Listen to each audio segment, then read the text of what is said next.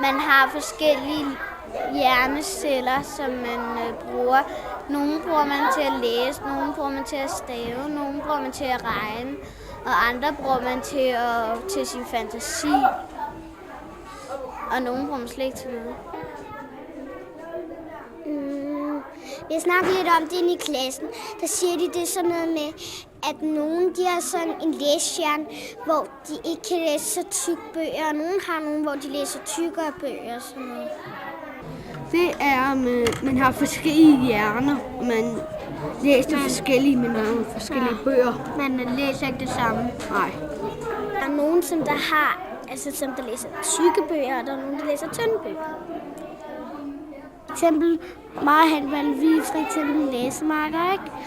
Og så læser han for mig, og så læser jeg bagefter fra ham, og det synes jeg er rigtig sjovt. Det er dejligt at have en ven at være sammen med. Man snakker med ham, man skal arbejde sammen med, og så gør man det, som man bliver enige om. Nu blev vi lige enige om, at det skulle være noget om fisk, og så fandt vi ud af, at geden det var en meget kendt fisk, og så lavede vi om geden.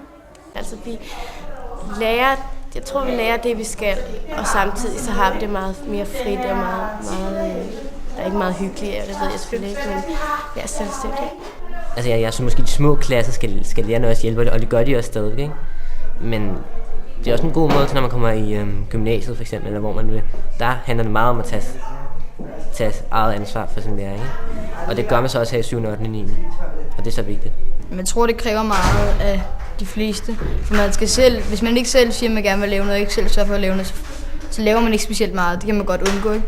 Men man skal selv gøre noget, hvis man gerne vil lave noget. Det er da meget godt, at man får lært at tage ansvar for at lave sådan en lektie og lignende.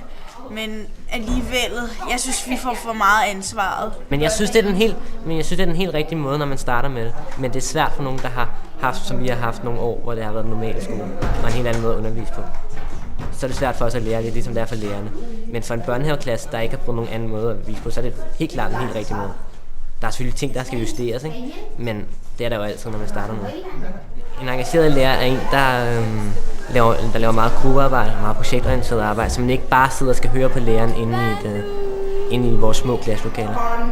Men som hurtigt gør sådan, at man rykker ud, og der er meget diskussion i klassen, og ikke bare læreren, der står og fortæller. Altså sådan nogle timer skal der også til, men det er bare også vigtigt, at der er diskussioner og gruppearbejde og projektarbejde.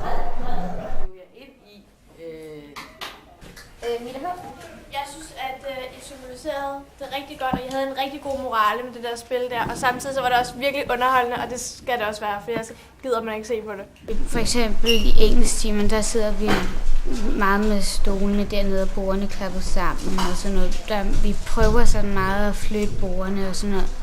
Så på den måde, så bliver det ligesom lidt mere sådan fantasifuldt.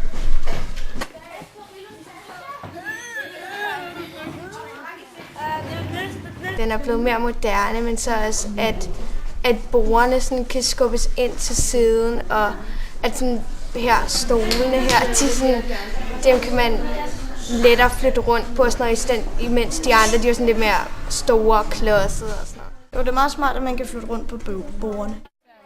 Altså sådan, så man ikke sidder alle sammen inde i en klasse, og så bare sidder og fiser den af. Jeg synes, det er bedre, fordi der er bedre ting til at gå i grupper og sådan noget. Og så kan man sidde sådan lidt hver for sig, så jeg synes også, man får lavet mere på den måde.